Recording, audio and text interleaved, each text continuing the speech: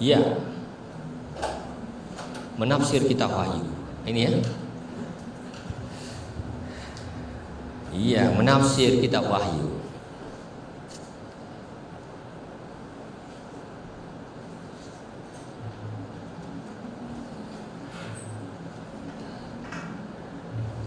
Nah, memang kitab Wahyu ini adalah salah satu kitab yang memang paling memancing ingin tahu.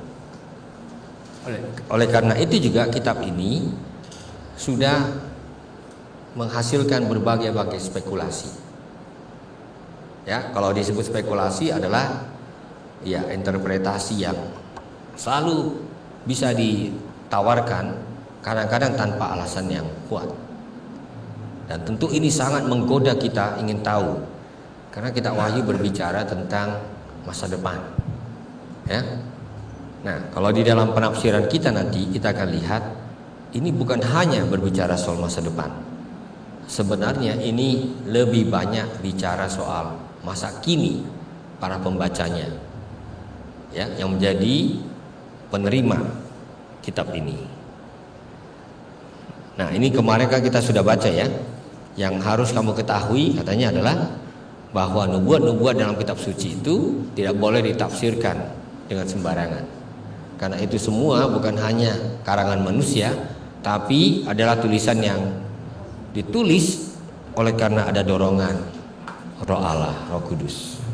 Ini sebenarnya. Ya. Jadi kalau kita mulai, saya akan mulai dulu dengan isi atau pengantarnya. Nanti di belakangnya saya akan perkenalkan beberapa ciri dari kitab ini. Ini soal tafsir ya. Nah, kitab Wahyu ini disebut tulisan apokaliptik. Dan apokaliptik itu ya memang kalau kita misalnya ingin menafsir Alkitab, memang bahasa-bahasa yang seperti ini sering terasa terlalu teknis untuk orang awam ya. Maksud saya orang yang tidak lulus dari pendidikan teologi. Tapi kadang-kadang kita bisa temukan itu. Saya yakin juga ada di dalam Alkitab studi, edisi studi, keterangan tentang itu. Nah, Wahyu itu adalah terjemahan dari apokalipsis. Ya, mari Amang. Apokalipsis itu berarti pengungkapan atau penyingkapan. Jadi dalam menafsir tidak ada salahnya juga memakai terjemahan lain. Misalnya bahasa Indonesia masa kini dan juga bahasa Batak. Karena kitab Wahyu dalam bahasa Batak apa artinya? Pangungkapon. Nah, sangat dekat dengan maksudnya. Karena kalau bahasa Indonesia Wahyu itu ya orang tahu sesuatu yang diturunkan ya kepada hamba Tuhan. Tapi kalau pangungkapon ya sesuatu yang disingkapkan. Dalam hal ini nama kitab itu dalam bahasa Batak lebih sesuai dengan judulnya dalam bahasa Yunani. Itu menarik itu. Nah, lalu timbul pertanyaan, apa yang disingkapkan? Kalau kita sempat membaca kitab ini dari awal sampai akhir, tentu ada macam-macam hal ya. Tapi kita merasa inilah satu-satunya kitab dalam Alkitab kita yang bicaranya nggak banyak tentang dunia kita, tapi dunia yang tidak kelihatan itu, dunia sorgawi, betul nggak? Itu yang membuat saya kemudian menyimpulkan sebenarnya Alkitab kita 90% lebih itu lebih tertarik dengan hidup di dunia sekarang ini. 10% kalau kita Wahyu nggak sampai 10% Alkitab ya, 10% baru bicara soal yang sorga. Itu menarik orientasi itu ya. Karena orang selalu menekankan sebaliknya. Alkitab ini bicara soal hidup kekal, betul. Memang intinya di situ, tapi dari segi persentase sedikit sekali tentang sorga dibicarakan. Nah, karena Tuhan ingin menyertai kita di dunia ini. Lalu apalagi? Memang kitab Wahyu membuat kita sadar sejarah kita ini akan berakhir. Ya, bukan hanya bahwa kita nanti meninggal berakhir, tapi ada satu gagasan bahwa semua yang ada ini, langit bumi segala isinya, suatu hari akan berakhir. Saya rasa itu yang membuat orang penasaran. Ya. Lalu kita pasti menemukan kalau kita membaca kitab ini dengan cermat, terasa sekali ada pertarungan antara kubu Allah dengan kubu iblis. Jadi Tuhan punya pasukan, ada malaikat-malaikatnya. Iblis punya pasukan, ada juga malaikat-malaikatnya. Nah, nanti pertempuran akhir itu kita tahu namanya hebat itu karena sudah dijadikan ya film Hollywood, Armageddon. Itu pertempuran habis-habisannya. Walaupun versi Hollywood biasanya dibuat lebih seru. Begitu ya.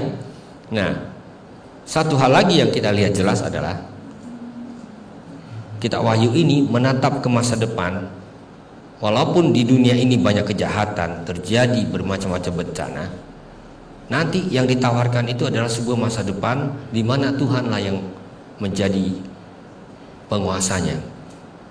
Jadi kemenangan itu sudah dijamin. Hanya pertempuran masih berlangsung. Ini menarik ini, pemahaman tentang begitu. Dan ada satu tatapan kepada pembaruan ciptaan. Ya, bagaimana nanti kita ini ciptaan seluruh umat Tuhan itu hidup bersama Dia kelak selama-lamanya. Kira-kira itu memang garis besarnya. Saya yakin kita tidak perlu harus menafsir berlebihan untuk bisa memahami garis besar ini. Karena mestinya itu dapat dirasakan ketika orang membaca kitab Wahyu. Jadi salah satu saran saya kalau baca kitab Wahyu adalah jangan terlalu tertarik pada detail dulu. Karena detail-detail itu sangat sulit diinterpretasi. Ya. Sampai sekarang pun sangat sulit orang mengetahui dengan pasti misalnya siapa yang disebut dengan 666, 666. Kan ada itu kan? Figur antikristus 666. Wah, itu spekulasi yang paling banyak. Ya, sampai-sampai ada yang menyebarkan, wah kalau ada produk berakhir 666 itu dari iblis. Ya, itu memang sangat menolong kalau kita mau memblokir produk dari perusahaan tertentu. Ya.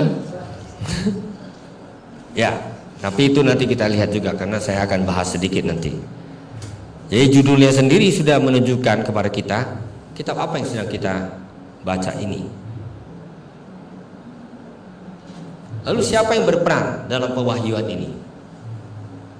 Kalau kita membaca Wahyu pasal 1, jelas ya tokoh-tokoh utamanya Yesus Kristus. Tentu Allah ya, karena Allah mengutus malaikatnya. Lalu Yohanes sebagai hambanya. Siapa Yohanes?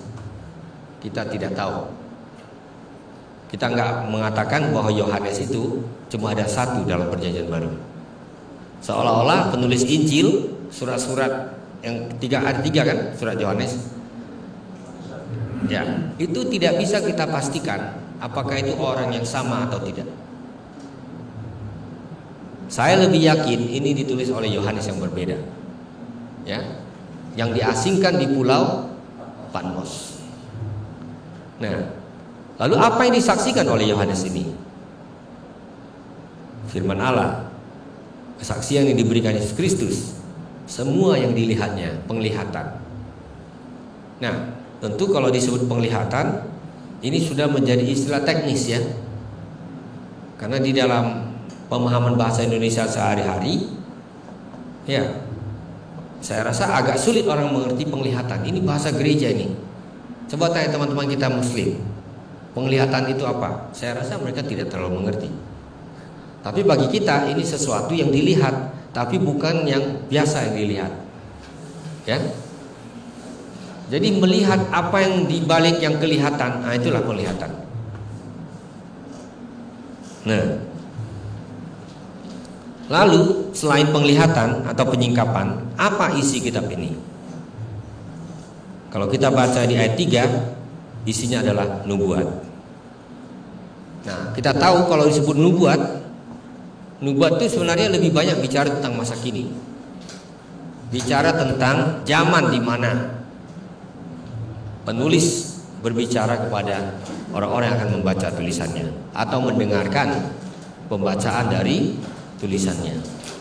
Jadi nabi-nabi itu sebenarnya ketika bernubuat hanya sedikit bicara soal masa depan. Dia lebih banyak bicara tentang situasi hidup masa kini. Ya. Nah, itu termasuk juga kitab Wahyu. Makanya saya katakan kitab Wahyu meskipun bicara soal masa depan, sebenarnya dia juga adalah kitab yang ditulis untuk zaman dari para pembacanya itu. Nah, sangat menarik dalam kitab ini ada sapaan tentang berbahagialah, ya, berbahagialah orang yang begini, orang yang telah menang dan sebagainya. Ya, ini sama dengan ucapan berbahagia dalam khotbah di bukit, ya kan? Berbahagialah orang yang miskin di hadapan Allah, misalnya. Nah, menarik, ada orang yang menghitung kata berbahagia ini berapa sering digunakan dalam kitab Wahyu. Kalau saya catat ya, 1, 2, 3, 4, 5, 6, 7 kali. Ini kebetulan atau sengaja? Tentu menjadi pertanyaan kita ya. Karena angka 7 dalam Alkitab itu memang angka sakral. Surat itu ditujukan kepada 7 jemaat. Itu betul-betul 7 jemaatnya.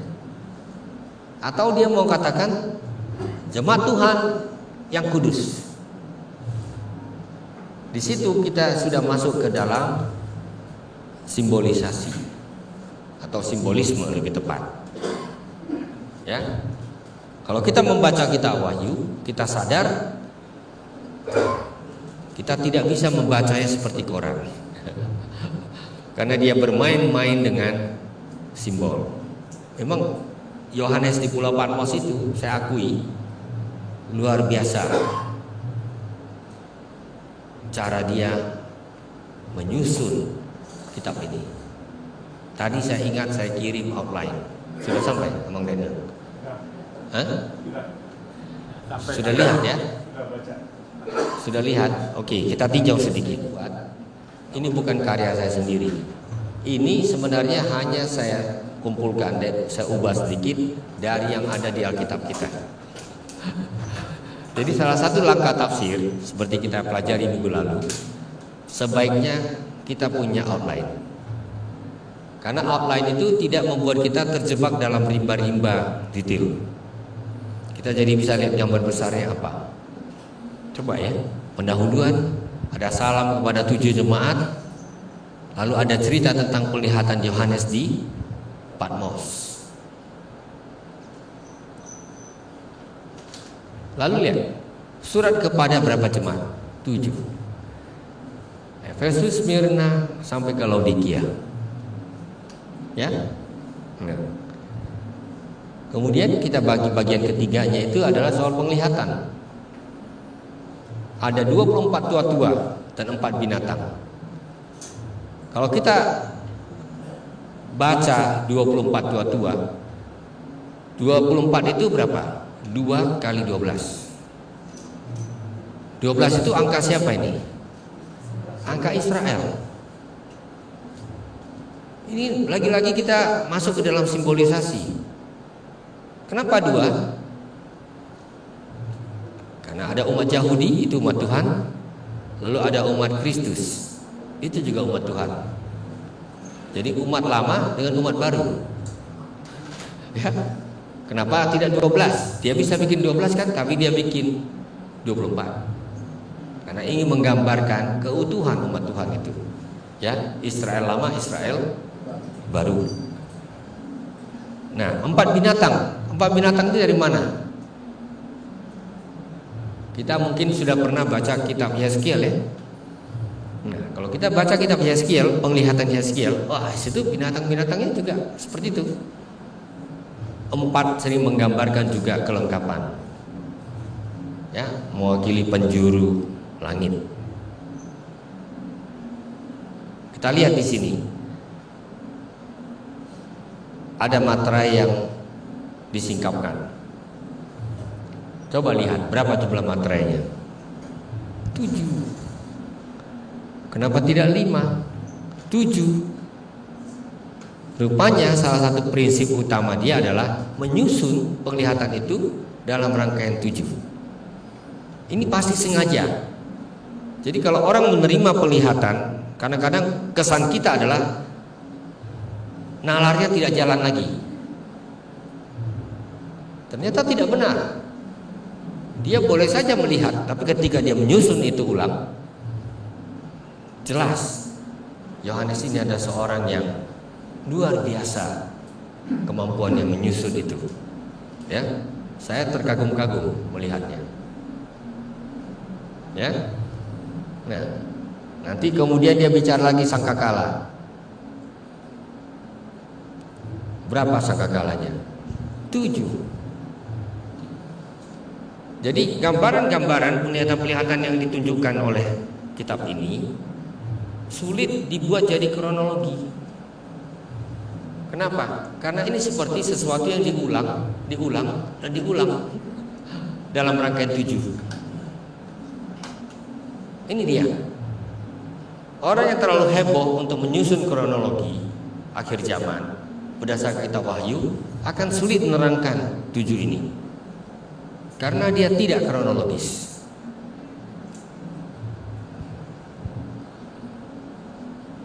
Saya sengaja kirim lebih awal ya, supaya kita bisa melihat prinsip-prinsipnya.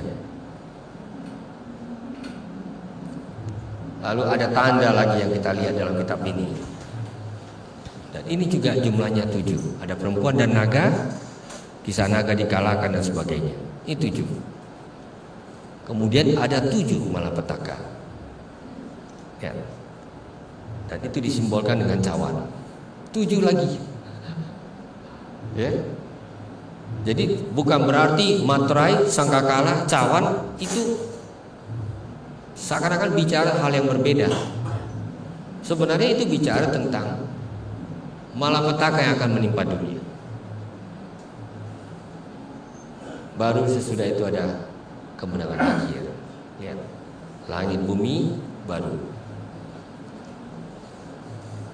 Saya percaya kalau kita sedikit lebih rajin membuat outline, bahkan dengan mencatat saja outline yang ada di Alkitab yang diterbitkan LAI, itu sudah menolong kita untuk melihat gambar besar. Karena salah satu penyakit orang menafsir itu adalah dia terjebak di detail-detail tanpa melihat konteks yang luas. Itu saya sudah ingatkan berulang kali dalam sesi sebelumnya, ya. Nah, mari kita kembali ke yang tadi. Ya, ternyata sudah ada di sini. Ya, kelihatan besar sehingga saya yang harus kurangi, ya.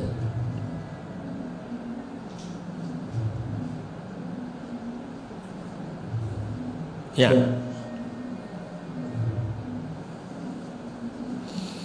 Nah, di dalam dunia kuno, seperti yang kita baca di dalam bagian pertama kitab Wahyu ini, sebenarnya kalau dikatakan hendaklah mereka membaca, ya kan? Atau sebenarnya membaca di dunia kuno lebih tepat disebut membacakan.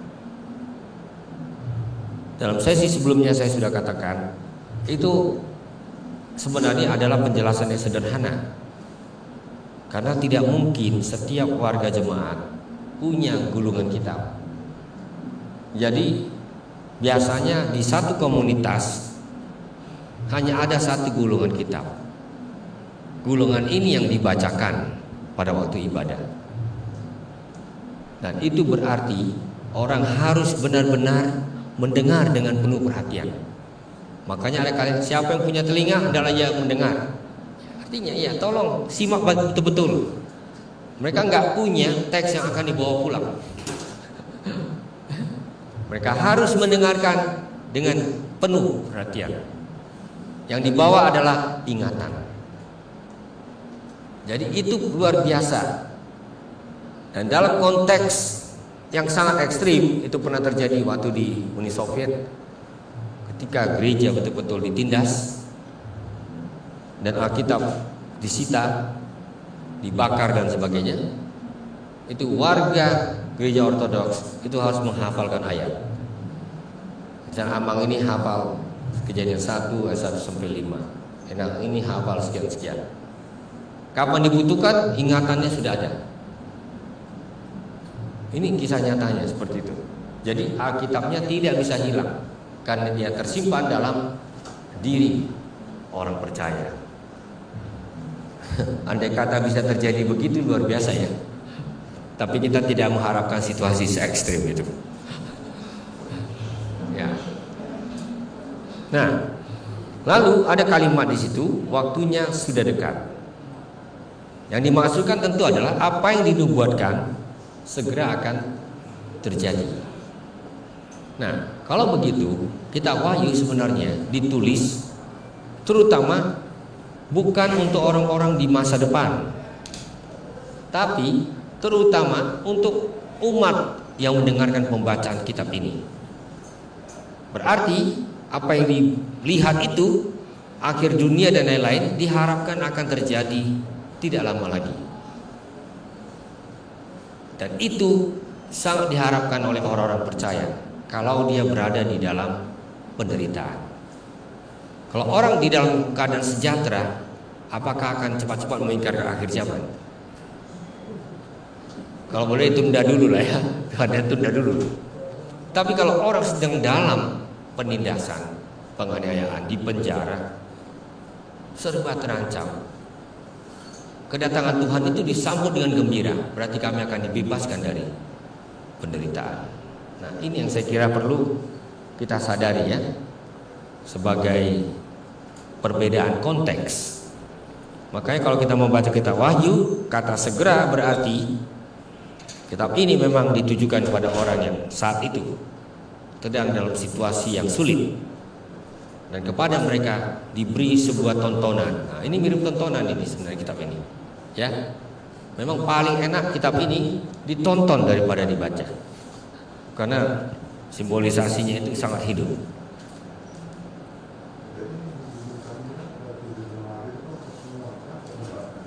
Nah, tidak apa-apa Inang. Semoga Roh Kudus bisa tolong untuk ikuti. Ya. Jadi, ya itu ditujukan kepada jemaat-jemaat Kristus yang ada di Asia Kecil. Ya, yang 7 itu. Tapi kita boleh yakin itu tidak mungkin hanya 7. Itu hanya semacam perwakilan saja. Karena tidak mungkin hanya 7 jemaat di wilayah itu. Tetapi 7 itu dipilih sebagai representasi simbolik dari seluruh komunitas orang percaya di wilayah itu. Ya. Nanti kita lihat saksi-saksi Yehova terjebak di angka-angka ini. Ya kan? Kalau salah menafsir ya harfiah padahal maksudnya simbolik, wah, kita salah menafsir maksud dari sebuah tulisan. Jadi pertanyaan Amang termasuk tepat. Ya. Ini ditujukan kepada umat Tuhan di wilayah yang sedang menghadapi situasi yang sulit. Nah, salam kepada ketujuh jemaat. Saya tadi sudah katakan Yohanes belum tentu itu penulis surat-surat Yohanes atau Injil. Nah, ketujuh jemaat hanya 7 atau bermakna simbolik. Sebenarnya cukup banyak para pakar yang berpikir ini sebenarnya mencerminkan seluruh permasalahan dan perjuangan jemaat di Asia. Tentu yang dimasukkan Asia itu ya yang di luar Eropa di zaman itu, ya, Turki dan bagian sebelah utara, ya. Nah, jadi Asia kecil, ya, karena Asia besar itu termasuk kita, kayak gitu. Asia kecil ya, yang kecil itu sekitar wilayah Turki itu. Ini saya ambil, ini nggak bisa dilihat, ini saya cuplik dari Alkitab Edisi Studi, penjelasan tentang 7 dan angka-angka. Ya, 7 itu angka yang bermakna kepenuhan dan kesempurnaan, dan itu sering dianggap keramat dalam budaya kuno. Kan gitu ya. Di Indonesia ini mestinya bukan sesuatu yang langka. Karena orang Indonesia kan suka sekali nih angka-angka keramat ini kan. Ya, ada angka yang dihindari, angka berapa lah itu? 13. Oh. 4. Kalau 4 saya tahu. Setiap kali saya nginjak masuk ke lift 4, saya bisa prediksi. Ini pemiliknya atau pemegang sahamnya itu pasti orang Tionghoa. Karena si dalam bahasa kami itu artinya mati. 4 tapi juga artinya mati. Jadi tidak mau, itu angka sial disebut angka sial. Jadi makanya 3 jadi 3A. Kadang-kadang 3-nya langsung ke 5. Terserah. Ya. Semoga itu bukan tempat yang dimiliki orang Kristen. Ya gitu ya. Memang itu kuat. Feng Shui segala macam itu kuat sekali. Keyakinan tentang itu ya. Kita hormati saja ya. Karena saya juga tidak melecehkan saudara atau orang tua saya yang punya kepercayaan gitu. Tapi kalau kita udah percaya pada Kristus, lain simbolisasinya. Ya. 7 termasuk angka yang sangat keramat. Saya nggak tahu dalam pemahaman orang Batak angka berapa yang paling keramat. 3. Oh, karena ada Dalian Atulu ya. Ya. Ya, kalau 3 jelas angka sakral bagi orang Batak. Ya. Karena itu mendekatkan orang Batak untuk sedikit memahami Trinitas. Ya kan? Karena ya di Batak, orang Batak yang tinggi itu ada 3. Kan gitu. Mulai jadi Nabulun, lalu ada Batara Guru, Mangala Bulan, di Batak Asiasi. Kan gitu, ada 3 kan. Nah itu, oke lah, nanti kita bahas itu. Hanya sedikit menunjukkan bahwa memang menarik ini soal simbolisasi angka-angka ini. Nah, lalu dikatakan kasih karunia dan damai sejahtera. Dan ini rumusan yang biasa terdapat dalam surat-surat Perjanjian Baru. Ya. Lalu siapa yang bicara ini? Ini orang yang mengatakan yang ada, yang sudah ada, dan yang akan datang. Dengan kata lain, ini Tuhan segala zaman yang berbicara ini. Oleh karena itu kalau ada kata alfa dan omega, sama itu maksudnya. Yang awal dan yang akhir. Nah, dan ini sangat menguatkan orang-orang percaya. Kalau kita tahu awalnya sampai akhirnya ada di tangan Tuhan, wah ini sangat menguatkan orang-orang percaya. Terutama mereka yang sedang menghadapi bermacam-macam kesusahan dan penderitaan. Ya, artinya mereka nggak ditinggalkan oleh Tuhan yang memegang sejarah ini. Itu memang keyakinan dasar umat Israel dan juga keyakinan dasar umat Kristen, sama itu. Jadi sejarah itu terarah ke depan, dimulai oleh Tuhan dan juga akhirnya dipegang oleh Tuhan. Itu dia. Makanya orang Kristen nggak boleh percaya nasib. Nggak ada kecuali nasib siswa saya kalau di Medan. Di Medan itu nggak ada nasib, ya kan? Ya, kalau orang Batak dulu makanya juga mengalami pertobatan ketika dia percaya kepada Kristus. Orang Batak percaya pada Sibaran, ya kan? Sibaran itu semacam nasib, takdir. Makanya semua sudah ditentukan sampai ada hari baik, hari buruk, pakai perhalaan dia. Wah, kalau ada tanggal yang ada kalajengking, wah nggak bisa ini, nggak boleh di sini marpesta, kan gitu. Nah, saya berharap tidak ada lagi itu di gereja, karena setiap hari sudah dipegang oleh Tuhan dari awal sampai akhir. Itu sangat menguatkan kita sebenarnya membaca statement yang kelihatannya kita kenal ini ya. Lalu menarik, ada dia katakan dari ketujuh roh yang ada di hadapan tahtanya. Ini kalau orang salah paham, orang pikir ada 7 roh. Ya. Ini 7 roh dalam arti simbolik. Ini simbol dari Roh Kudus. Jadi saya masih ingat pertama kali baca kitab Wahyu, memang sulit mengerti. Maksudnya 7 roh. 7 roh apa itu? Nah, ini lagi-lagi kita bermain di dalam bahasa simbolisme. Ya, ini Roh Kudus sendiri yang dimaksudkan dengan angka 7 tersebut. Nah, ada juga kalimat yang mengatakan Dialah yang telah membuat kita menjadi suatu kerajaan imam-imam. Bagi saya sangat menarik, di awal dari kitab Wahyu malah diingatkan umat Tuhan itu kerajaan imam. Ini pemahaman yang sama yang terdapat di dalam 1 Petrus 2 ayat 9. Kamu adalah kerajaan imam, ya kan? Karena kamu telah dipanggil dari gelap menuju terang. Dan ini yang sering disebutkan sebagai imamat imamat umum, orang-orang yang telah dibaptis. Martin Luther sangat memperhatikan terutama ungkapan seperti ini, ya, karena dia betul-betul ingin meruntuhkan tembok antara imam dalam arti ya para pastor Katolik itu kan itu statusnya nggak sama dengan awam. Itu nggak bisa dicabut itu. Mereka itu kalau sudah ditahbiskan itu karakternya melekat sampai mati. Tidak bisa dicabut karena itu sakramen. Itu mirip dengan baptisan. Kalau kita dibaptis, siapa yang bisa cabut baptisan? Tidak ada. Mau efor, mau apa nggak bisa. Yang bisa mencabut itu cuma dua, Tuhan sendiri atau kita sendiri yang tidak mau. Kan gitu. Nah itulah seperti itu sakramen dalam pemahaman itu, ya. Nah Martin Luther mengubah ini, dan inilah salah satu ayat yang juga penting, ya, bahwa ternyata kita adalah imam-imam yang sama-sama bisa mempersembahkan hidup, berdoa, menjadi pengantara bagi dunia kita.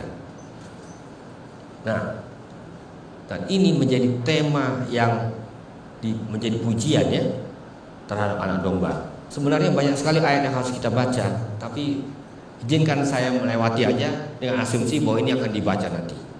Kalau tidak, kita pasti tidak mungkin menyelesaikannya dalam satu sesi seperti ini.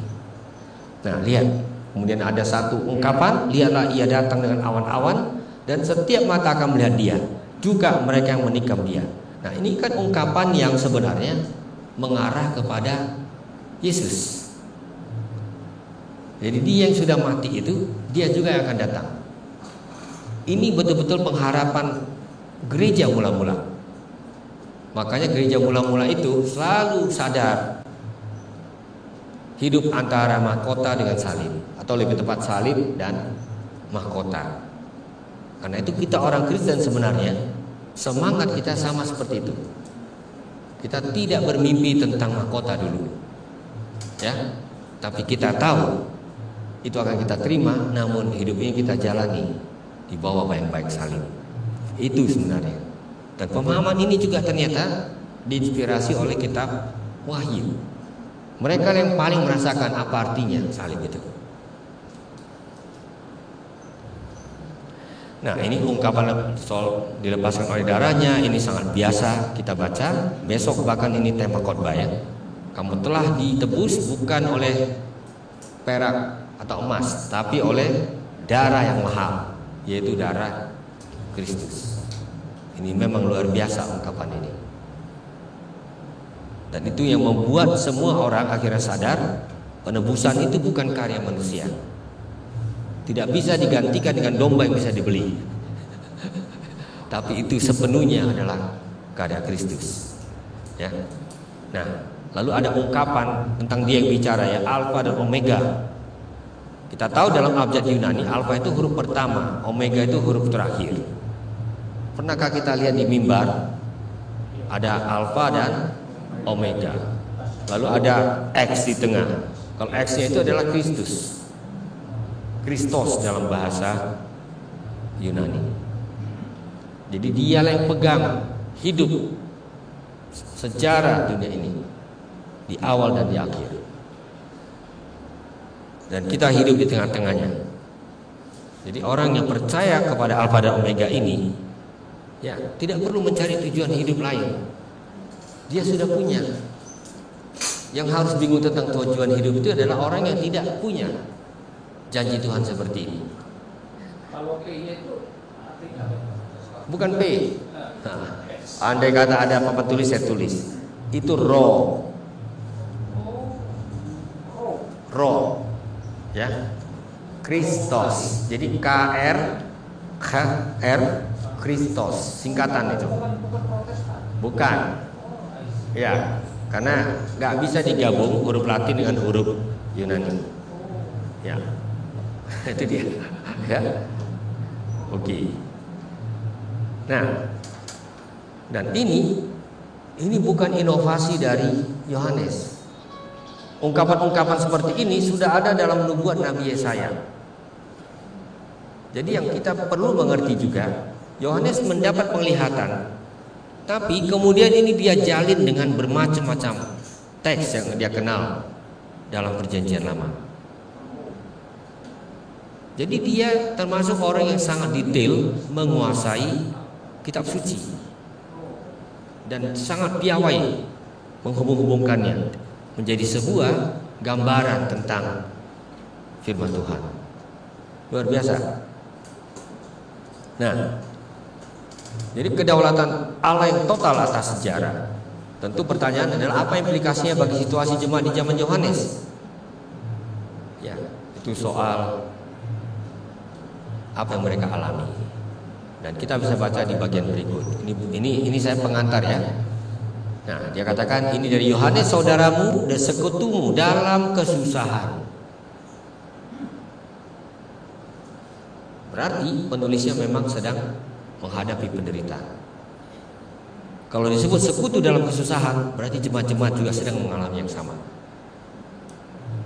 Ya. Mereka menderita dan diharapkan menderita dengan tabah sebagai warga kerajaan Allah. Saya pernah membaca sejarah para martir, orang-orang yang rela mengorbankan hidupnya demi kesaksian, demi keteguhan imannya kepada Kristus. Setiap membaca itu sangat dikuatkan. Orang sekarang gampang-gampang melepaskan imannya, entah apapun iming-imingnya. Orang dulu, ya, diizinkan bebas dia tidak mau. Hanya satu saja, kau sembah itu patung kaisar. Hanya tunduk gini, kau bebas. Tidak mau, dia pilih mati. Saya sampai pikir, wah kalau untuk orang sekarang ini bodoh ini. Tapi di abad-abad pertama kekristenan, bagi mereka itu soal saya mau pilih hidup dunia ini atau pilih hidup dunia nanti. Dan mereka rela memilih penderitaan. Padahal sederhana sekali syaratnya. Karena kaisar minta disembah kan, ya sembah saja. Atau kadang-kadang mereka diadili, kalau engkau memang mau selepas, gampang, hujat Kristus. Dan mereka tidak mau. Jadi kadang-kadang saya itu kadang-kadang berpikir, beda ya penghayatan iman kita di zaman mula-mula itu dengan kita sekarang. Ya, bagi mereka hidup itu betul-betul Kristus. Mati adalah keuntungan. Itu tidak mudah dipertahankan. Tapi saya dengar cerita-cerita yang mirip dari berbagai situasi di negara-negara ketika memang situasinya ekstrim. Banyak sekali orang Kristen memilih penderitaan daripada menyangkal Kristus. Ya, ini pelajaran ya. Nah, soal Pulau Patmos saya gak usah cerita panjang lebar. Kalau ada kesempatan, siapa tahu Amang dan Inang jalan-jalan, jangan cuma ke Israel, kunjungilah juga Yunani. Saya pernah studi di Yunani, di Tesalonika. Sekarang disebut Tesaloniki. Jadi bagi saya itu bukan cuma soal intelektual, tapi soal pengalaman, melihat disinilah Paulus katanya berkhotbah. Disinilah. Jadi kita dikuatkan ya untuk melihat proses studi itu sebagai napak tilas. Ini yang saya alami.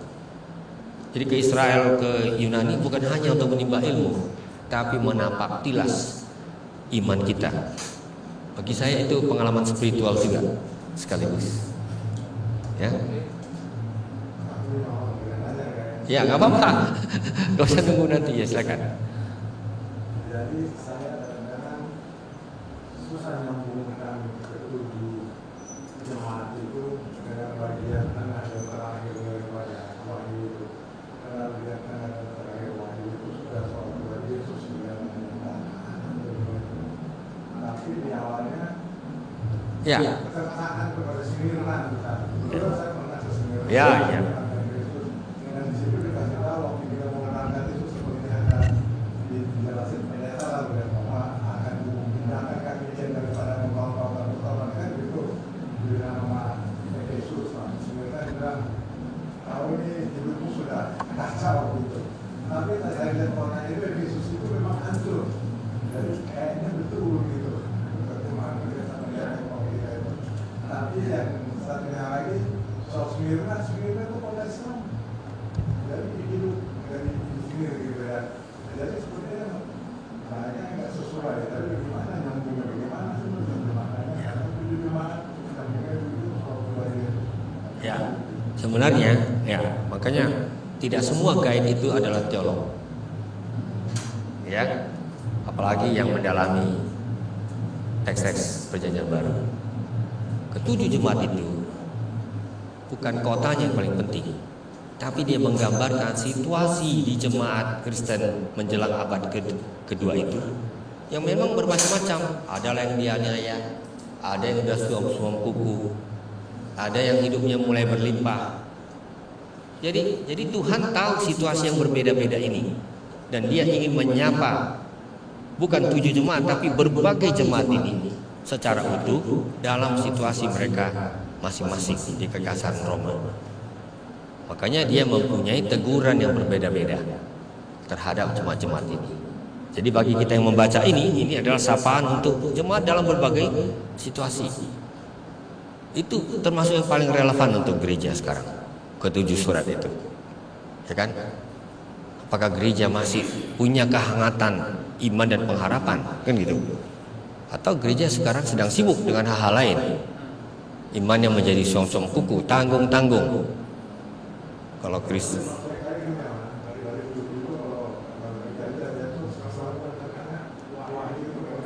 ya, enggak, justru nyambung sekali. Karena ketujuh surat itu di awal berbicara dengan siapa yang akan membaca, mendengarkan pembacaan kitab ini. Lalu ketika dia mulai pasal ke-6 ke atas, dia bicara tentang gereja secara utuh. Jadi alamatnya dulu yang dia sapa. Kemudian untuk situasi kalian yang beragam ini, mari kita lihat apa yang ada di belakang layar. Kayak gitu. Bahwa Tuhan sedang bertarung dengan kekuatan-kekuatan lawannya. Ya, makanya sampai di akhir gak ada lagi kata 7. Yang dipikirkan adalah gereja sebagai satu kesatuan, umat Tuhan yang utuh itu. Gitu, Om. Ya. Paling nanti di penglihatan di Wahyu 7 ada 12 suku Israel. 12.000 kan gitu ya. Nah, ya itu dia. Nanti ini juga simbolisasi umat Tuhan yang utuh tadi. Jadi kalau 7 bicara tentang penerima surat dalam berbagai situasi mereka. Itu Amang ya. Bahwa soal Smyrna sekarang sedang menjadi kota yang didominasi oleh umat beragama lain, itu karena sejarah. Kadang-kadang kita lupa tanah yang kita injak ini sudah tanah yang berapa lapis sejarah. Itu di Yerusalem sama. Jangan percaya tanah yang saya injak, guide cerita ini tanah zaman Yesus. Tidak ada itu. Tanah zaman Yesus itu mungkin 8-10 meter di bawah. Karena timbunan debu dan macam-macam selama ribuan tahun. Ya, Pak. Jadi memang mengenai kitab Wahyu ini sangat menarik ya. Karena ini ada titik bahwa yang bicara sama Yohanes. Yang menarik kita lihat, mungkin ini kitab yang terakhir ditulis diturunkan ada gitu ya kan? Mungkin sekitar atau setelah proses Indonesia, itu proses Indonesia yang dari teman-teman yang 7 ini. Kenapa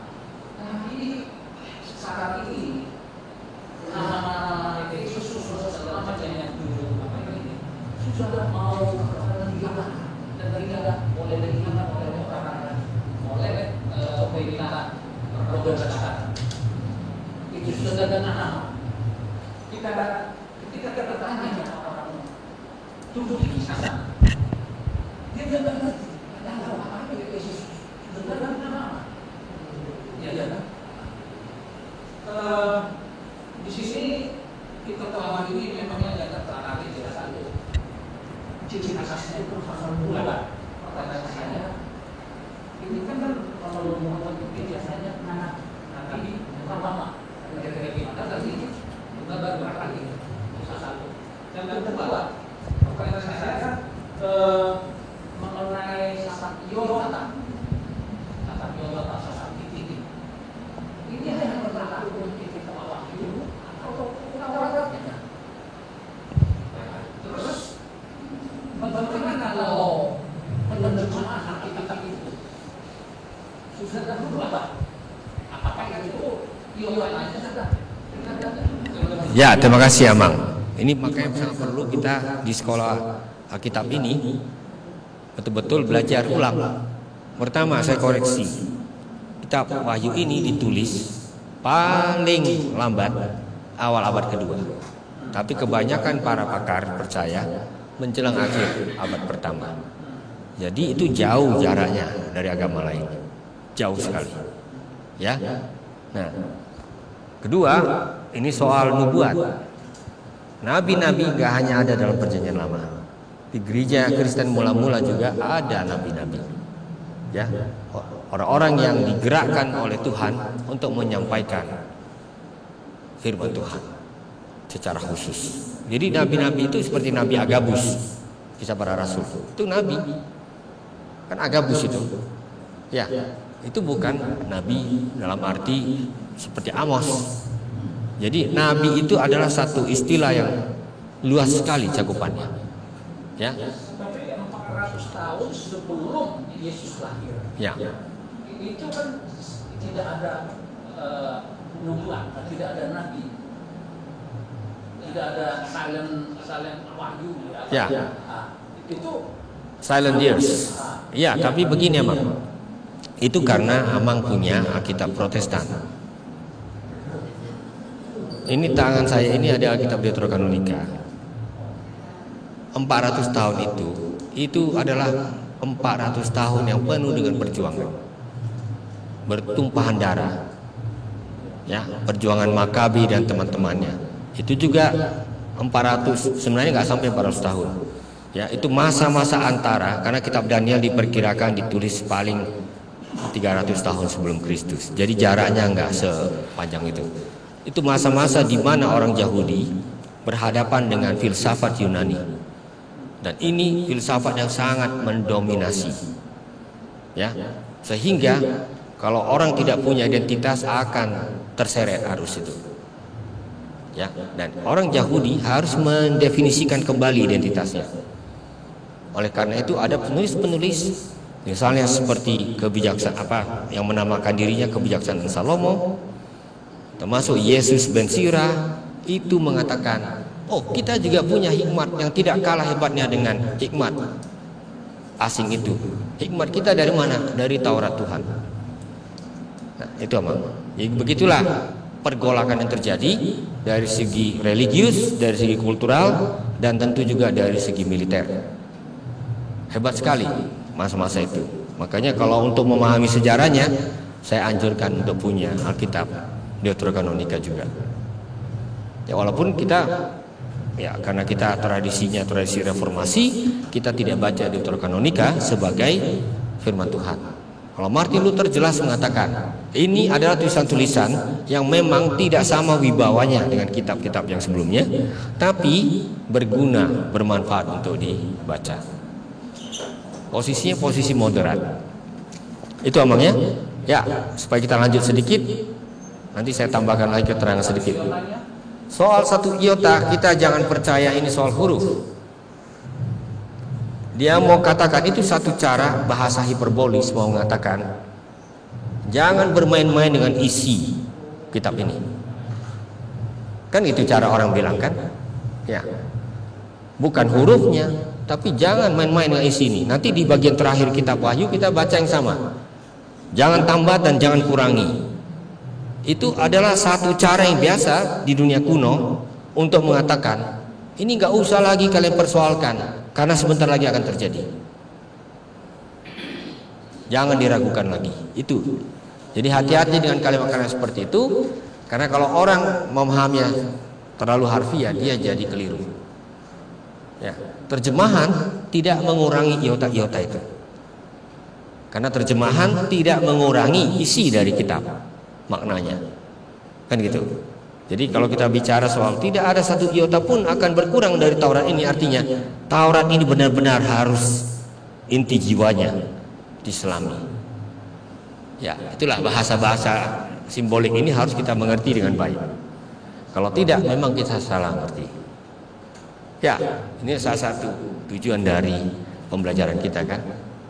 Ya, begitu Abang. Nanti kita teruskan lagi ya, karena masih ada sedikit lagi bahan saya. Ya, ingatkan saya jam berapa kita harus berhenti. Oh, masih lama. Oke, baik. Supaya saya nggak buru-buru. Ya, ya. Ya, jadi yang namanya Yohanes di Pulau Patmos itu, ya memang dia tertawan di sana, terbuang di sana karena apa? Karena firman Allah, karena kesaksian yang diberikan oleh Yesus.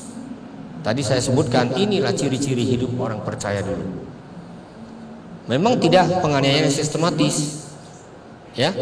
Kalau kita besok akan dengarkan khotbah dari 1 Petrus, itu penganiayaannya berbentuk tekanan dari dunia sekitar. Orang Kristen misalnya tidak bisa lagi happy-happy melakukan suka-suka di dunia yang sekuler itu, dunia itu, karena dia sudah punya standar. Untuk zaman dulu itu dicurigai. Ini dulu kau mau minum-minum tua dengan kami, ya kan, sampai tenggen kata orang sana. Sekarang ya kok sepertinya menjauh. Kira-kira gitu analoginya. Ya, dulu happy-happy saja di dunia apa dugem atau apa namanya, ya. Ya, ke night club kemana-mana happy-happy saja. Sekarang kenapa nggak mau lagi? Nah, karena di dunia Romawi dulu, saya pernah tinggal di Roma, saya tahu betapa liarnya hidup. Kita bilang orgi, nah itu hal biasa di sana. Orang pesta orang sampai gila-gilaan. Ketika dia makan enak-enak sampai nggak bisa lagi, dia muntahkan kembali, colokin keluarkan lagi supaya dia bisa makan lagi. Itulah gilanya.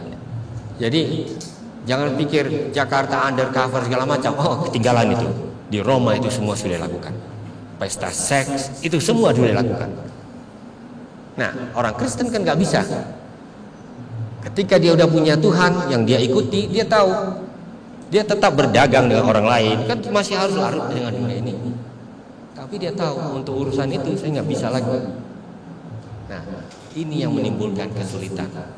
Nanti dalam kitab Wahyu ini persoalannya bukan hanya soal gaya hidup, tapi sudah soal siapa yang harus disembah.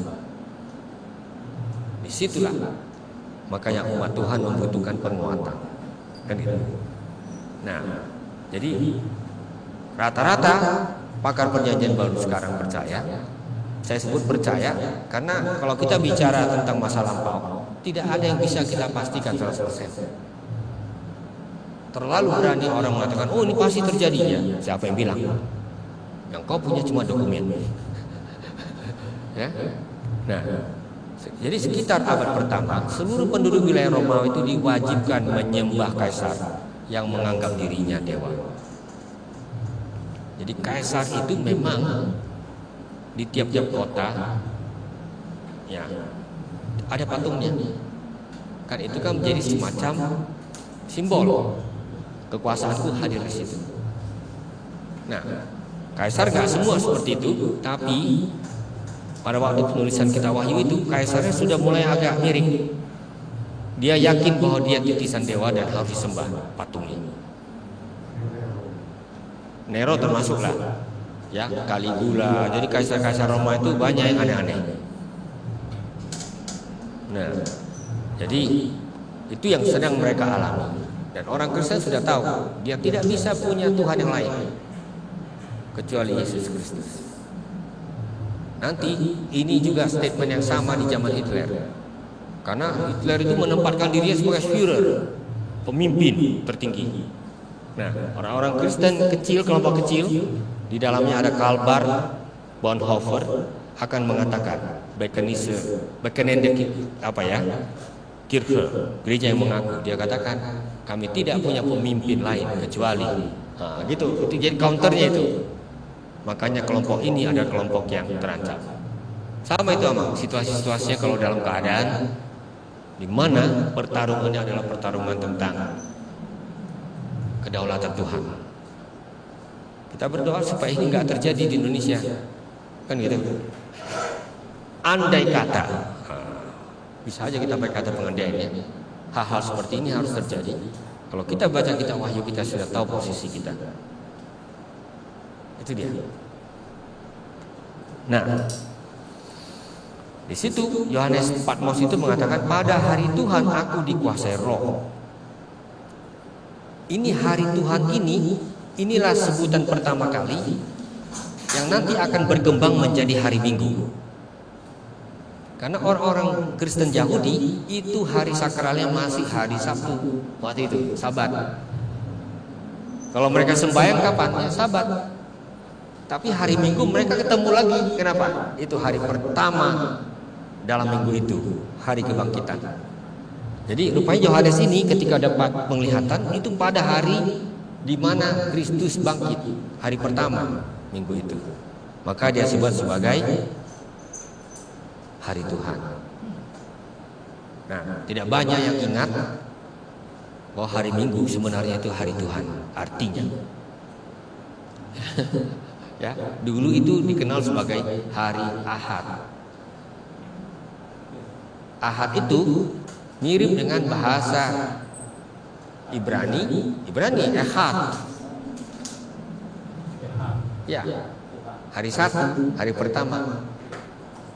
Ya, ternyata diubah menjadi hari Minggu. Bagus, asal orang ingat Minggu artinya Tuhan. Domingo.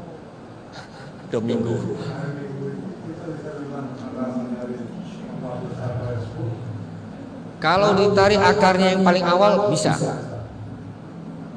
Hari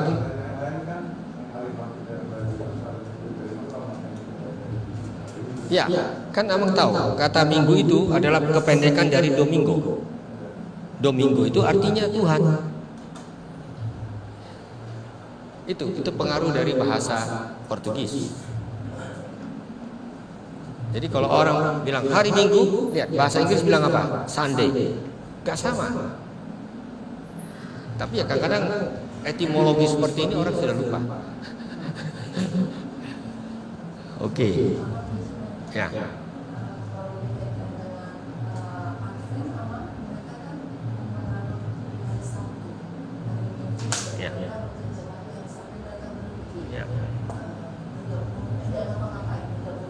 Ya, saya ngerti. Karena orang Advent itu dia masih hidup seperti keyakinan orang Kristen Yahudi dulu.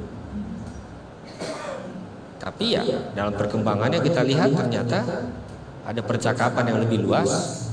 Ya, bahwa orang Kristen kalau dia Yahudi tetaplah dia bisa jadi orang Yahudi. Tapi kalau dia bukan Yahudi dia tetaplah bisa menjadi orang bukan Yahudi. Inti dari iman yang penting yaitu Kristus. Jadi ada dua pilihan. Nah, untuk murid-murid Yesus yang adalah orang Yahudi ya wajar. Tentu Sabat adalah hari sakral. Aturan-aturan dari orang Yahudi, aturan tentang kebersihan atau kesucian masih berlaku. Mereka disunat, mereka tidak boleh makan babi. Ya memang begitu kalau orang Yahudi. Tapi belakangan ya terbukti gereja bertumbuh paling pesat bukan di tanah Yahudi, tapi justru di tanah Yunani dan lain-lain. Ya, kan gitu ya, bangsa-bangsa yang bukan Yahudi. Nah, tentu perjuangannya sangat hebat waktu itu. Karena pilihan identitas ini tidak mudah. Nah, konsili pertama dalam sejarah gereja itu di Yerusalem, di Kisah Rasul pasal 15. Kemarin saya sudah sebutkan dalam sesi itu konsili pertama. Dan konsili pertama itu hebat sekali. Karena itulah dasar kita bertindak. Oke, kalian orang Yahudi begini, ya. Untuk bangsa-bangsa lain yang tidak Yahudi, tolonglah hormati kami juga. Tapi tidak dipaksakan mereka harus hidup di bawah Taurat. Jadi ya itu pilihan. Tentu kita hormati kalau saudara kita Advent mau ikut dengan posisi itu. Tapi kalau kita baca surat-surat Paulus sangat jelas. Ya. Kamu tidak perlu disunat. Ya. Kamu tidak perlu lagi hidup di bawah Taurat. Karena Kristuslah tujuan akhir Taurat itu.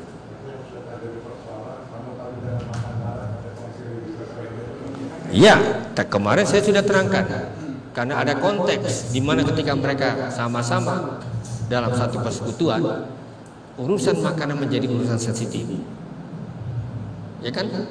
Gak usahlah orang Kristen, orang Batak sekarang pun ada itu. Ada meja persubang itu. Ya, kenapa harus ada meja persubang? Enggak, ada juga. Jangan-jangan ada permalin. Jangan salah, permalin tidak makan babi. Nah itu hidangnya. Ya, saya bandingkan sedikit bahwa ini bukan hanya gejala yang luar biasa di kekristenan, tapi juga ternyata di orang Batak juga ada itu. Ya itu. Terima kasih. Sambil lanjut ya, hidangnya. Ya kita tidak usah buru-buru. Nah kemudian kirimkanlah kepada ketujuh jemaat. Ini sekaligus menjawab kembali apa yang katakan Amang ya. Itu dimulai dari kota Efesus. Memang ini kota yang paling dekat dengan Patmos. Kota penting, pusat budaya. Kuil Artemis terbesar ada di sana. Ini dewa kesuburan. Ya. Nah, mengapa 7 jemaat? Tadi saya sudah katakan 7 roh pun bukan berarti ada 7 roh. Roh keutuhan. Dalam keutuhan yang sakralnya yang luar biasa itu Roh Kudus. Nah, 7 kaki dian itu juga bukan ada 7 dian, namanya juga penglihatan ya. Yang mau dikatakan di situ ini adalah lambang dari jemaat Tuhan. Jadi memang kitab ini membuat kita jadi sadar betapa banyaknya orang terjebak dengan angka-angka ini. Karena heboh menghitung, kebanyakan salah hitung. Bahkan saya boleh katakan bukan kebanyakan, semuanya salah hitung. Semuanya, semua prediksi tentang akhir zaman berdasarkan kitab Wahyu sampai detik ini meleset semua. Meleset semuanya. Ketika meleset dicarilah pembenaran. Oh, Yesus bilang enggak, dia baru masuk ke kemah suci di sorga. Siapa bisa lihat itu? Ini keyakinan yang beredar di Saksi Yehova. Ketika mereka gagal, prediksinya nggak benar oleh para pendirinya itu, mereka bilang, oh ya, sebenarnya terjadi di belakang layar sana. Imam besar itu masuk ke ruang Maha Kudus di sorga. Siapa yang bisa tahu itu? Jadi kalau ada orang klaim pergi ke sorga, lihat ini, lihat itu, untuk zaman sekarang ini, nggak usahlah kita langsung menghakimi, tapi tanda tanya besar. Kalau saya lebih senang begitu. Hah? Itulah. Saya heran ada orang mau percaya begitu. Nah, seorang yang serupa anak manusia berpakaian jubah yang panjang, kepala dan rambutnya putih.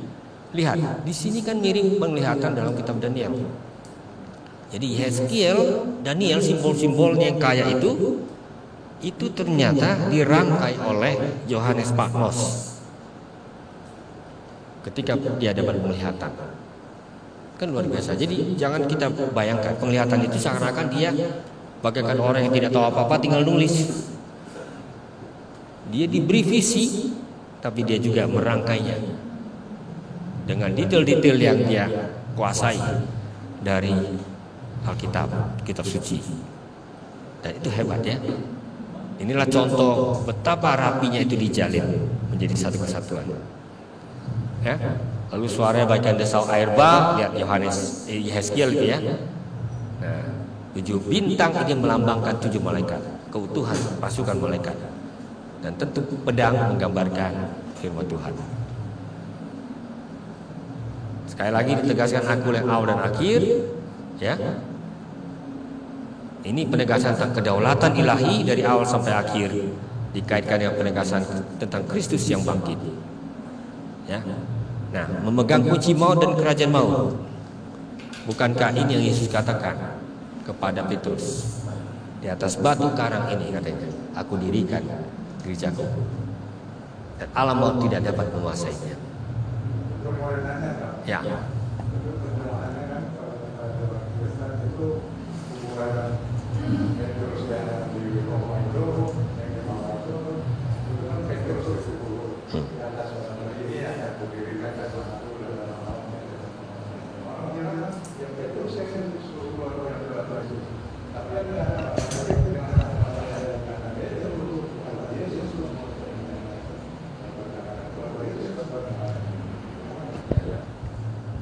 Disitulah kita memang berbeda tradisi.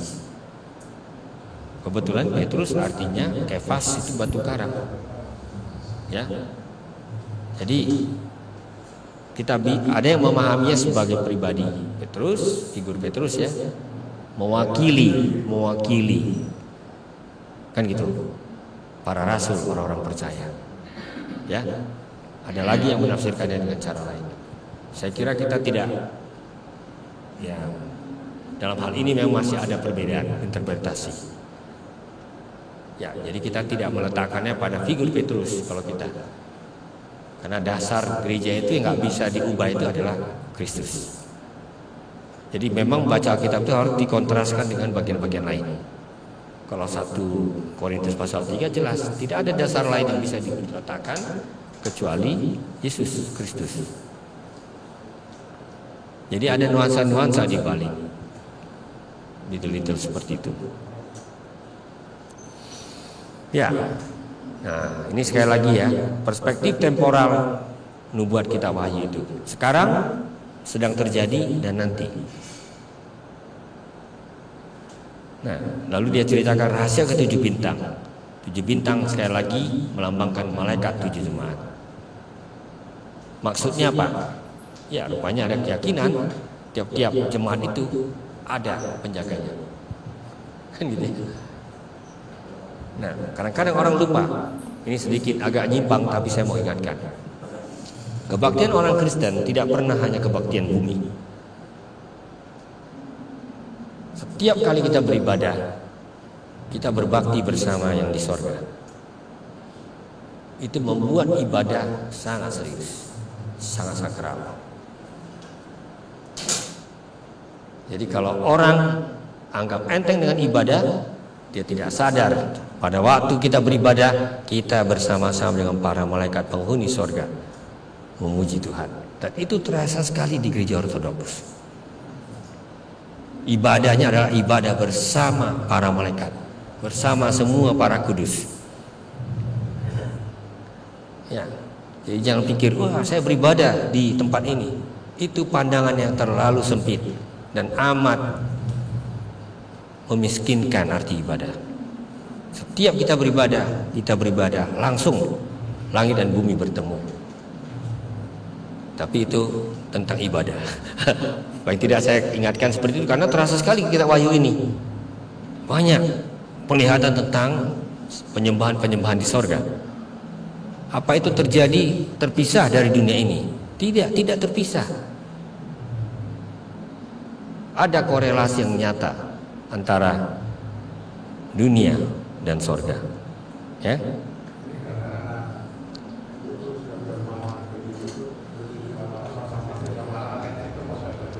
Ya, artinya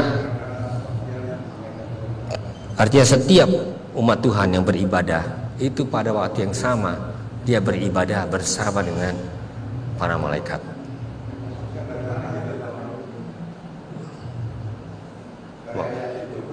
Termasuk ini.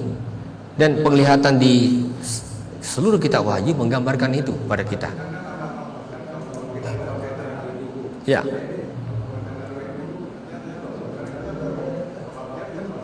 Memang ini penyempitan, ini termasuk. Tidak pernah dipisah itu. Dan itu yang membuat kita jadi sedikit agak anggap enteng.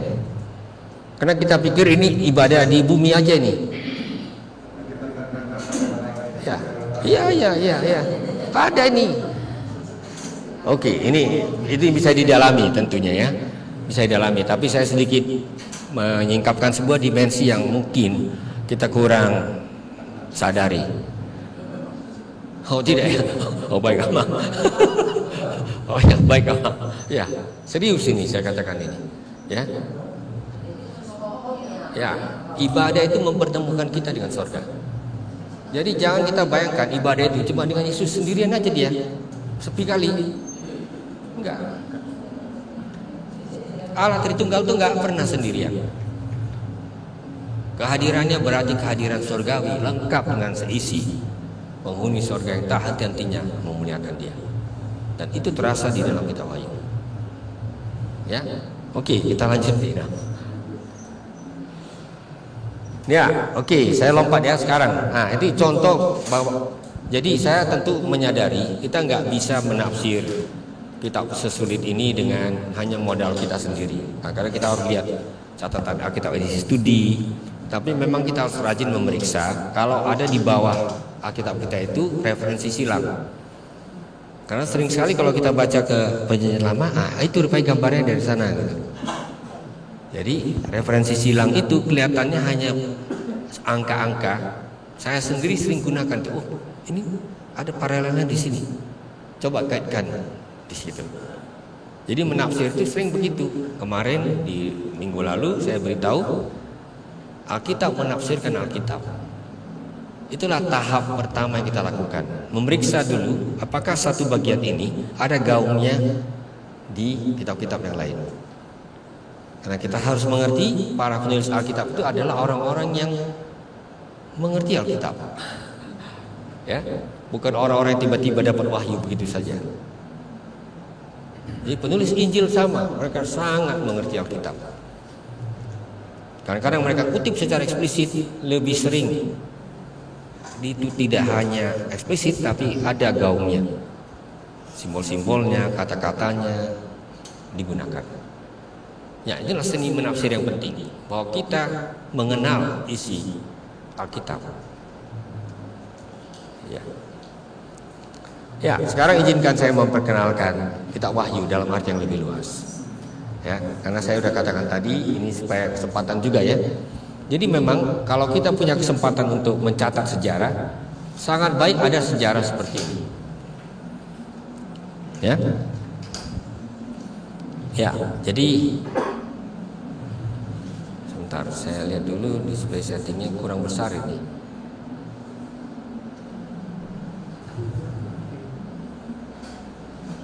Oke, baik.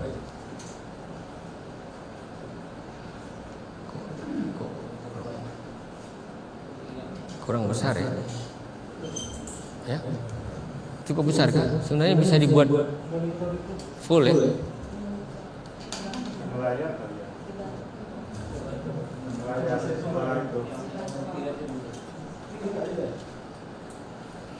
Mana itu Abang? F6? Bukan. Screen.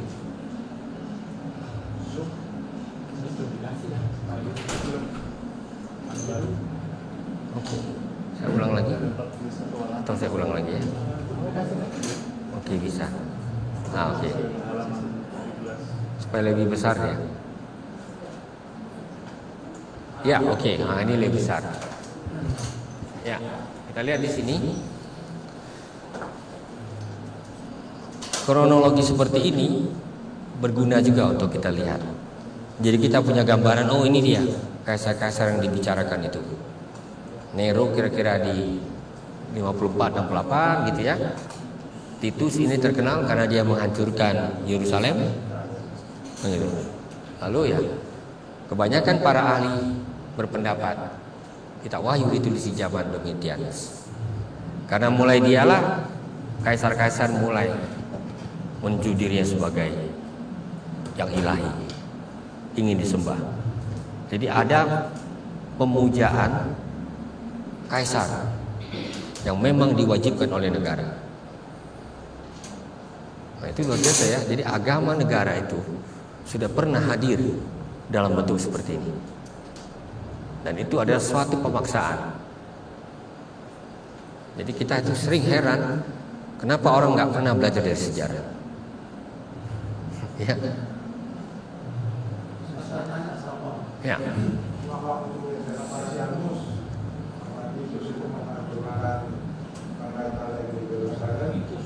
Titus itu sama.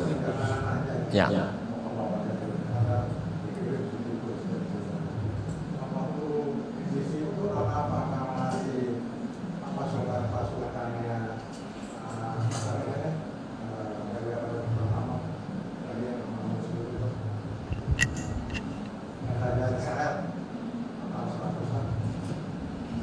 Waktu itu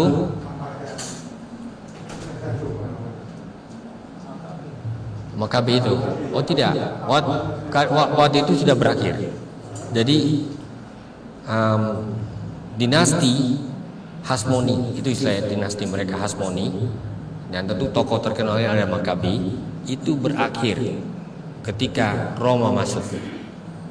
Ya, jadi jenderal Roma itu menghabisi semuanya.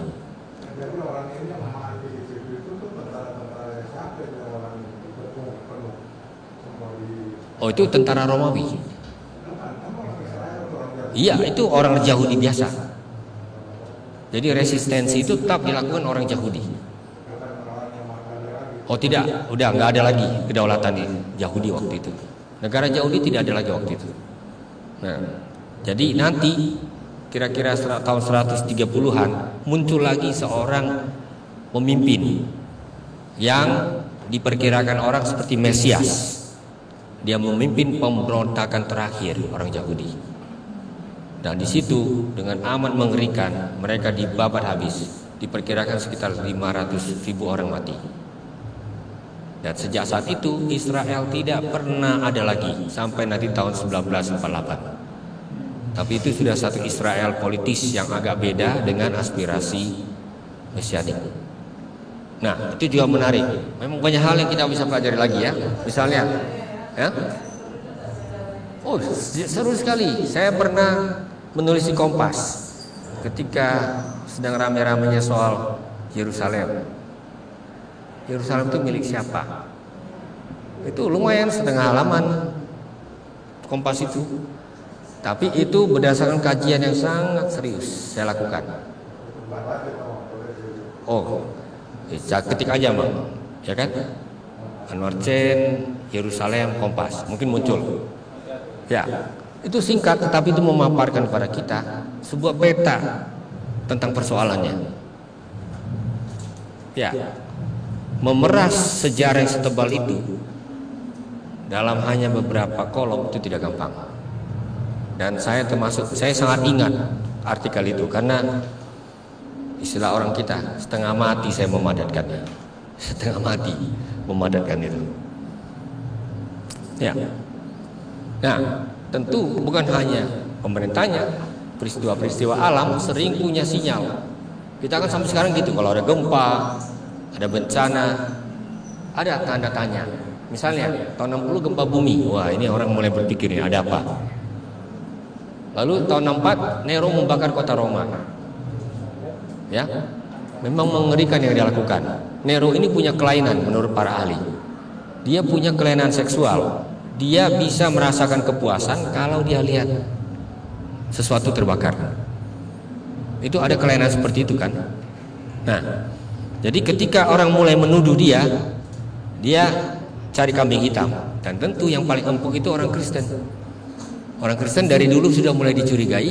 Ini kelompok-kelompok kecil yang mau dibilang Yahudi tidak gitu. Karena agak aneh ritualnya gitu. Nah, orang-orang Kristen itu kemudian dijadikan obor-obor menyala di taman-taman kerajaan. Ngeri sekali. Ngeri sekali. Dibakar hidup-hidup memang. Jadi obor. Jadi waktu saya studi di Roma itu cerita itu kami hayati dengan mengunjungi tempat-tempatnya. Mengerikan sekali. Ya. Dan lihat apa yang terjadi. Akhirnya Nero bunuh diri. Ini ingatkan saya lagi tentang Hitler. Hitler juga akhirnya mati bunuh diri. Jadi memang ada bukti-bukti orang-orang yang paling ekstrim itu di puncak kekuasaannya akhirnya matinya seperti ini. Ya. Nah, ini kita sudah tahu ceritanya 79 Gunung Vesuvius meletus. 92 bencana kelaparan. Karena itu kita bisa bayangkan kalau dalam kitab Wahyu, kalau bicara tentang malapetaka terjadi, kelaparan, ini semua gaung-gaungnya ini nggak hanya sesuatu yang hanya imajinatif. Bagi pembaca, pendengarnya, wah mereka langsung bisa kaitkan ini. Ini terjadi pada waktu kami. Begitulah menariknya kalau korelasinya sangat dekat. Nah, ini yang saya sebut. Domitianus menetapkan pemujaan kaisar. Jadi itu dilawan oleh gereja, maka ada yang mati syahid, mati martir. Dan itu dalam kitab Wahyu digambarkan orang-orang yang darahnya di bawah mesbah, itu orang darah para martir itu. Nah, ini sudah saya sebutkan kan, 777 saya tidak mau ulangi lagi. Tapi itu membuat kita semakin menghargai rupanya prinsip penyusunan bahan-bahan yang dia terima dalam penglihatan itu adalah prinsip 7. Nah, mari kita lihat sekarang angka simbolis. 2 itu adalah angka saksi, karena kesaksian 2 orang lah yang meneguhkan isinya.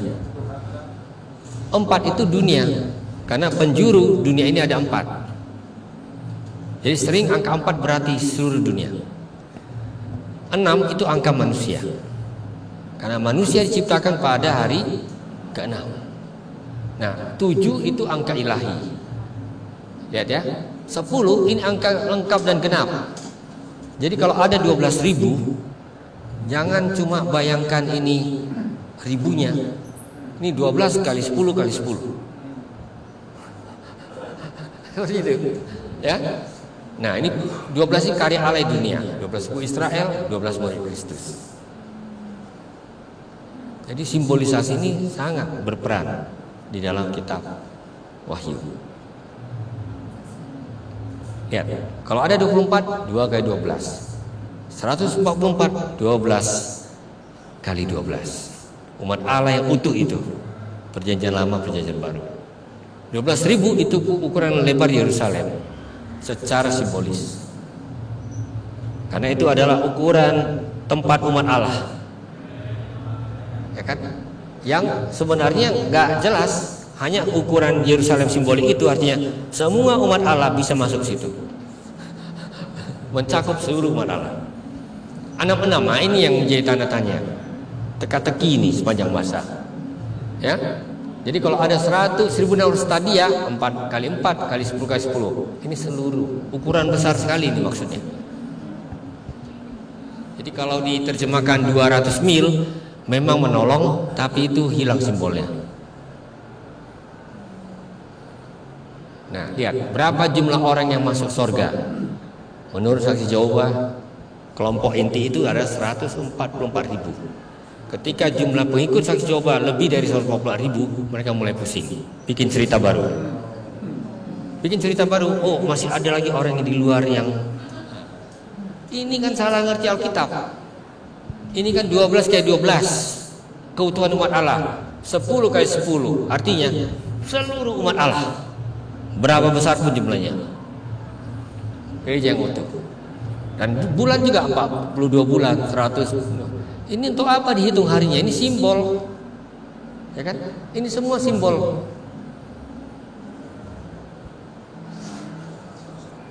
Jadi mereka yang jago matematika pun pasti salah baca kitab Wahyu. Nah, siapa ini angka 66 ini? Kalau mau pakai tafsiran yang paling eksklusif, ini orang-orang yang berbahasa Ibrani yang tahu. Karena orang Yahudi suka dengan gematria, bermain simbol angka, maknanya apa dan sebagainya. Kalau kita ke Israel, guide-guide-nya itu sering menunjukkan dirinya itu ahli gematria ya. Dia cerita panjang lebar angka ini angka itu. Dan kadang-kadang terlalu imajinatif. Saya pernah koreksi beberapa guide di sana. Gak benar yang kau bilang itu. Kenapa? Karena saya tahu juga bahasamu. Nah, Nun itu 50. Bahasa Ibrani kalau menunjukkan angka itu pakai huruf. Res itu 200, Waw 6, dan seterusnya. Itu kalau dideretkan itu hanya Neron Kaisar Nero. Ini sebuah tafsiran yang hebat. Bisa dengan bermain gematria gitu, angka-angka itu dia kaitkan itu menjadi simbol untuk Nero. Tapi ini salah satu interpretasi, kita harus jujur. Ya, apakah memang Yohanes di Pulau Patmos itu sampai berpikir seperti itu? Kita tidak tahu dengan persis. Nah, saya sendiri lebih senang tafsiran ini yang lebih sederhana. Tadi kita ingat ya, angka 6 itu angka manusia. Jadi kalau 66 ini kan trinitas ini. Ini trinitas manusia. Ini manusia antikristus yang mau mengklaim posisi Allah. Jadi tidak jelas siapa dia, tapi kalau kita baca dalam Wahyu ya, bagian 66 itu jelas sekali bahwa itu memang yang ingin mengklaim sebagai yang ilahi. Oke, saya lanjut. Karena saya rasa lebih bagus kita dahulukan soal perbedaan tafsiran tadi.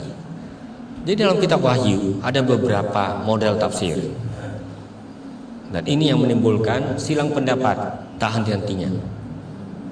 Model pertama, bahwa semua yang ditulis itu sebenarnya untuk umat Tuhan di abad pertama akhir, awal abad kedua. Jadi untuk umat Tuhan yang memang menerima surat itu ya, dengan bahasa tersamar. Misalnya Babel itu siapa? Roma. Jadi bahasanya bahasa samaran. Jadi kalau ada katanya gambaran tentang yang duduk di atas 7 bukit, kita tahu 7 bukit itu apa? Roma. Karena di Roma ada 7 bukit. Jadi orang-orang membaca itu bisa kaitkan dengan detail-detail yang mereka ketahui zaman itu. Ya. Nah, jadi ini bicara tentang jemaat-jemaat di Asia Kecil yang menderita di bawah kekaisaran Romawi. Nah, salah satu yang suka tafsir seperti ini preteris itu Martin Luther. Dia tidak mau cari yang aneh-aneh. Kitab Wahyu ini terutama kitab untuk jemaat mula-mula. Apakah itu bisa juga untuk kita? Ya. Tapi kita bisa nangkap pesannya yang umum. Misalnya surat kepada jemaat di Roma, itu kan tuh jemaat di Roma. Tapi kita di Kebayoran Baru ini bisa baca sebagai sapaan kepada kita. Seperti itu kitab Wahyu. Oleh karena itu, kalau kita mau, kita gali dulu sedapat-dapatnya. Apa konteksnya dulu pada waktu itu ditulis. Ini namanya model preterist, model masa lampau.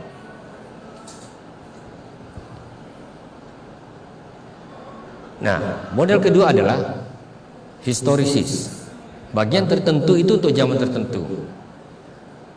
Dan ini termasuk kitab yang amat menarik bagi sebagian orang. Kitab Wahyu ini menggambarkan sejarah lengkap gitu. Ya, makanya ada babak-babaknya. Orang ingin mencari babak bagian ini berlaku untuk zaman mana. Ya. Nah, jadi bagian tertentu menggambarkan tahap sejarah tertentu. Binatang yang digambarkan pernah diartikan Martin Luther sebagai paus. Binatang yang keluar dari laut itu karena dia lagi panas gitu, polemik dengan Sri Paus, dia bilang itu antikristus Sri Paus. Ya. Dan jelas Martin Luther salah. Jadi kita gak usah bela Martin Luther berlebihan. Dalam beberapa detail Martin Luther itu keliru. Ya. Dalam bagian-bagian lain dia banyak benar, tapi kita tahu. Jadi dia tergoda ya untuk menggunakan kitab Wahyu itu menyerang Gereja Katolik. Ya. Ada juga yang berbicara dengan model idealis. Wahyu itu relevan untuk abad pertama dan masa depan. Yang penting dipelajari pesannya yang abadi. Ini nampaknya yang pertama dengan yang ketiga ini paling cocok dengan kita ini. Karena kita pelajari dulu bagaimana pesannya di masa lalu, lalu kira-kira pesannya untuk masa kini apa? Karena binatang Romawi di abad pertama itu juga masih ditemukan sampai zaman sekarang. Yang ingin menguasai dunia, ingin menggeser posisi alam. Kadang-kadang ini agak berlebihan. Ada yang mengaitkan ini EU, Uni Eropa, ini adalah ini dikaitkan ya. Ya, ada yang mencoba mengaitkannya seperti itu, tapi saya rasa terlalu cepat. Dan yang paling laris ini dia, ini yang paling heboh, futuris. Ini yang paling disukai ini oleh jemaat pengkhotbah. Ya, jadi ini bicara tentang penggenapan. Detail-detailnya itu, wah ini berarti apa? Pada waktu mulai pandemi, ketika vaksinasi mulai diberlakukan, wah saya dikirimi video oleh berbagai warga jemaat berulang-ulang. Tolong Pak Pendeta, benar nggak ini? Sebenarnya saya nggak usah tonton, saya sudah tahu tidak benar. Tapi saya tontonlah supaya saya bisa menanggapi lebih spesifik. Dan memang ngawur. Ini sebuah cara untuk antikristus untuk memasang tanda katanya. Ini soal supaya virus bisa dilawan aja kok, susah. Nah, lihat, ini semua telah menghadirkan bermacam-macam konflik interpretasi sampai sekarang. Dan ini kita tahu di mana paling laris. Di gereja mana? Ya. Oh, di HKBP nggak ada yang ngomong ini. Termasuk. Jadi kalau GKPI, HKBP, aduh, ada pokoknya gereja-gereja yang baru-baru, yang Injili ataupun yang Pentakosta umumnya sangat suka yang futuris ini. Ya, itu yang kita perlu pastikan gitu, ya, supaya kita jangan terjebak dengan tafsiran-tafsiran yang hanya sekedar kena. Tidak bisa diverifikasi. Jadi kalau saya posisinya antara dua itu sudah terjadi di masa lampau, tapi pesannya masih berlaku untuk kita. Itu gak usah dicari berlebih-lebihan. Bahkan ada yang mengatakan ular naga ini, wah coba lihat ini kan mirip dengan apa. Nah, kalau nanti perang dagang Cina dengan Amerika, itu bisa lagi dimainkan itu. Digoreng lagi ke arah itu gitu. Begitu memang penyakit kita ketika baca kitab yang terbuka masa depan ini. Ya, saya rasa sampai sini dulu karena lebih baik kalau ada interaksi lagi. Ya, baik, ada dua. Yesus berpuasa 40 hari 40 malam. Angka 40 itu adalah angka penting dalam Alkitab. Ya. Karena Musa juga melakukannya seperti itu. Dia bertemu dengan Allah 40 hari. Nah, pertanyaannya tentu adalah gini. Ini bukan soal jamnya yang penting bagi kita. Sebenarnya dia mau katakan yang 40 hari itu, selama 40 hari itu. Cuma yang kita tidak bisa pastikan adalah ini angka simbolik atau angka harfiah. Kan gitu. Apalagi kalau kita bicara soal Yesus puasa. Puasa seperti apa? Kita tidak tahu. Yang jelas dia lapar. Kan gitu kan? Apakah dia tidak minum? Itu kan kita tidak tahu. Jadi kita sering sangat tertarik untuk mengetahui detail yang penulisnya tidak peduli. Penulisnya hanya ingin menarik gambar besarnya. Ya, bahwa Yesus dalam masa pengujian 40 hari itu, angka simbolik itu berhadapan dengan bermacam-macam godaan. Dan godaan itu ternyata dimotori oleh lawannya. Dan dia sukses mengatasinya. Itu yang mau dikatakan. Kan gitu, Bang? Itu ya, kalau kita membaca bagaimana angka-angka dipahami dalam pemahaman umat Yahudi, ya, itu kita akan katakan lebih cenderung angka simbolik itu. Artinya, kalaupun itu terjadi 40 hari, kenapa enggak 50 hari? Kenapa enggak 30 hari? Karena angka 40 itu mengingatkan mereka pada apa yang terjadi pada tokoh Musa. Begitu Amang, ya. Apakah soal cara dia berpuasa kita tidak tahu. Biasanya air masih diizinkan dalam puasa-puasa di zaman itu. Ya, masih boleh orang minum. Karena memang sulit dibayangkan kecuali mukjizat ya. 40 hari tanpa air itu hampir pasti orang sudah mati. Ya.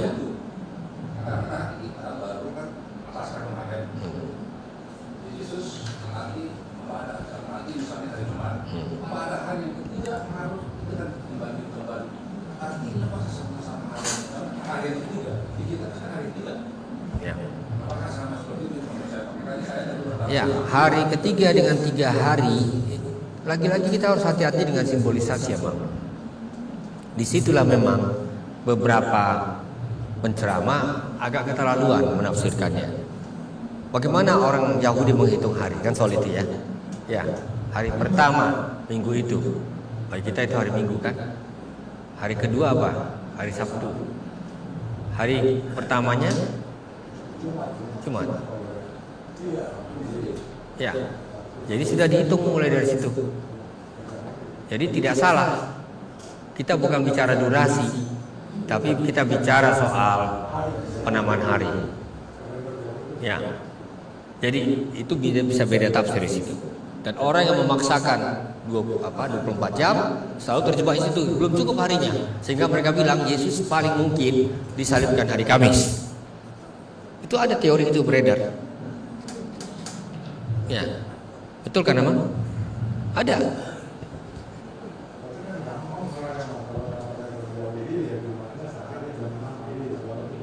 Ya. Ya, tapi ada yang tidak setuju. Ada yang merasa enggak dong.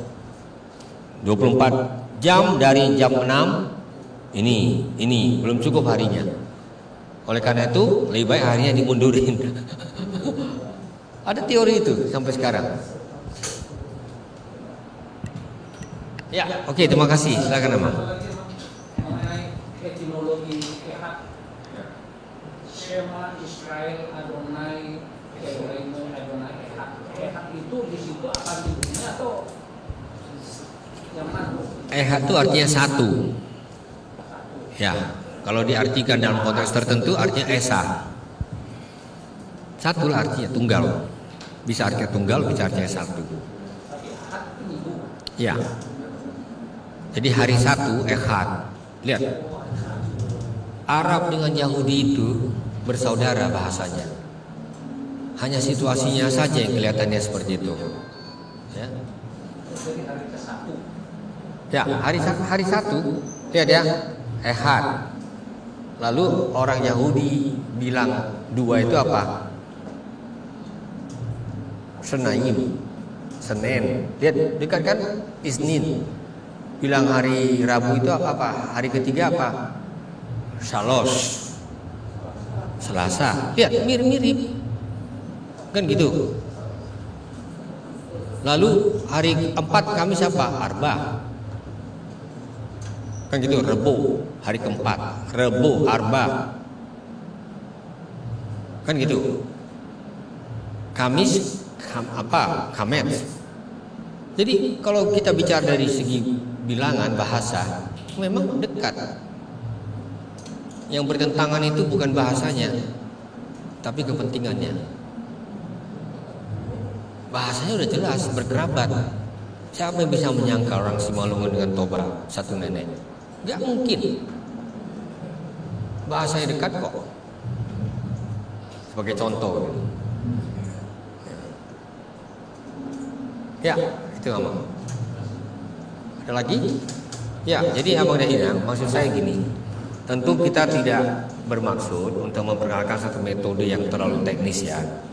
Tapi apa yang saya coba paparkan hari ini memberi kepada kita sebuah perspektif mengenai seperti apa tafsir itu dilakukan. Ya. Ini saya selalu menggunakan kata gini, salah satu interpretasi. Karena memang ya sebuah teks dari masa lalu dengan begitu banyak detail yang tidak diketahui, itu membuat kita harus rendah hati untuk mengatakan ya rasanya kalau dilihat dari data dikaitkan dengan berbagai makna simbol, ini yang paling mungkin seperti itu. Dan kita buka ruang ada perbedaan interpretasi juga, kan biasanya diuji dengan melihat apakah datanya benar, seperti itu. Jadi ini ruang di mana perbedaan sangat biasa terjadi. Jadi karena itu kita kalau udah sampai ke penafsiran, apalagi kita seperti kita wahyu, tolong jangan langsung percaya kalau ada yang bicara terdengar sangat absolut. Karena orang yang mengatakan ini pasti, sudah pasti itu tidak pasti. Ya, ya, wah, silakan Abang. Terakhir kayaknya nih. Dari penjelasan Anwar sejak dari pertemuan pertama yang kedua, kalau saya kesimpulan saya tidak. Saya rasa inti dari iman kita jelas. Kita tidak berbeda bahkan dengan Katolik dengan macam-macam. Ya, misalnya ajaran-ajaran inti kita misalnya gini, bahwa kita percaya pada Trinitas, kan gitu. Bahwa kita percaya bahwa keselamatan itu bukan urusan perbuatan, tapi itu karya Kristus, kan gitu. Bahwa Kristus yang melakukan itu benar-benar mati, lalu benar-benar bangkit, ya, naik ke sorga dan akan datang kembali. Itu narasi dasarnya sama. Kita nggak bisa berbeda di situ dari segi narasi dasar. Nah itu dia kalau saya melihatnya. Detail-detailnya inilah ya membuat kita harus lebih terbuka, ya, dan tidak juga mudah percaya langsung. Makanya kita belajar menggali supaya pengetahuan kita adalah pengetahuan yang berbasis data, cermat dengan konteks. Saya selalu begitu, Amang, ya. Jadi kita bertumbuh dalam pemahaman kita, sementara narasi dasarnya sudah jelas bagi iman kita. Ya kalau kita beda misalnya 1000 tahun, kerajaan 1000 tahun itu 1000 tahun atau enggak, ya udahlah nggak apa-apa beda kita. Ya.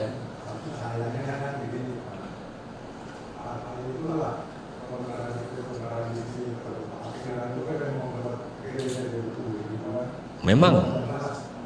Dan itu ada nilainya juga, Amang. Karena itu yang bisa menghadirkan gereja baru.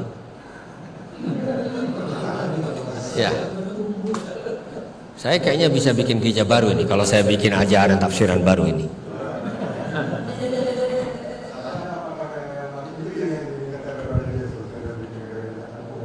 Ya. Memang begini. Oke, baik, ini catatan akhir sudah ya. Salah satu hal yang kita syukuri dari reformasi Protestan di Jerman dan Eropa, keterbukaan. Lalu ruang bagi individu. Sebelum reformasi tidak ada ruang tafsir individu. Tidak ada. Semuanya harus dikawal oleh ajaran gereja. Kan gitu. Menyatu itu gereja dengan politik. Tapi ya reformasi membuat itu jadi terbedakan, bahkan terpisah. Sehingga ada ruang-ruang private. Dan itu juga baik, kenapa? Karena itu membuka celah yang segar untuk nalar. Ya kan? Dulu gereja percaya matahari itu keliling bumi. Bumi ini pusatnya. Karena memang kejadian pasal 1, bumi di pusat, matahari tempel belakangan, kan gitu. Lalu muncullah orang-orang seperti Galileo. Bayangkan, dibunuh. Ya, dibunuh. Tapi lihat ya, gereja Katolik saya salut sekali. Kenapa? Berapa tahun lalu saya terima beritanya, minta maaf secara resmi bahwa telah terlibat di dalam kekerasan seperti itu. Kan nggak perlu lagi kita dibelenggu ini. Jadi kalau zaman sekarang orang masih mau hidup dalam paradigma seperti itu, lucu. Reformasi itu sudah menjebol bentengnya. Nah, memang akibatnya adalah interpretasi menjadi terbuka untuk siapa saja. Itu akibat sampingannya nggak bisa kita juga sangkal. Dulu kelompok Calvin dengan Martin Luther, Reform dengan Lutheran, itu perangnya habis-habisan. Hanya soal tafsir perjamuan kudus. Karena orang Lutheran ini kan agak mirip Katolik. Ya, yang kita makan itu apa? Roti benar-benar atau darah benar-benar? Enggak. Nah, kalau Katolik percaya itu diubah zatnya. Saya ambil contoh ke arah situ Amang ya, supaya ini menjadi ilustrasi. Ya, kalau Lutheran sedikit agak misterius. Yang dimakan itu roti, yang diminum itu anggur, tapi Kristus hadir di situ. Lihat ya, sehingga itulah tubuh dan darah Kristus. Kehadiran Kristus itu yang penting. Itu kan agak mistik itu. Kalau Calvin jelas, itu roti, itu anggur, yang penting ingatannya. Jadi jangan pikir kalau kita benar-benar mengikuti pemahaman Lutheran, kita nggak sama dengan GPIB, nggak sama dengan GKI soal itu. Dulu itu persoalan yang besar sekali. Sekarang itu udahlah, nggak usah dipersoalkan. Tapi kalau kita di Katolik masih dipersoalkan. Coba Amang maju ngambil, nggak boleh. Karena bagi mereka sakral sekali. Ya, itu sampai sisanya pun harus dikubur. Ya, kalau itu terlalu banyak tentu nggak bisa diminum. Hostinya juga. Karena roti tetap roti, anggur tetap anggur. Tapi ketika ya sudah didoakan bersama-sama di akta itu, Kristus hadir. Itu contoh soal. Jadi ya mau tidak mau kita harus mengakui reformasi ternyata membuka sebuah jalan baru yang membuat gereja-gereja kemudian muncul lagi. Gak habis-habisnya. Hah? Oh, udah lewat sekali. Baik Inang, baik, terima kasih. Oke, terima kasih banyak untuk semua perhatian kita Amang Inang ya. Oh gitu.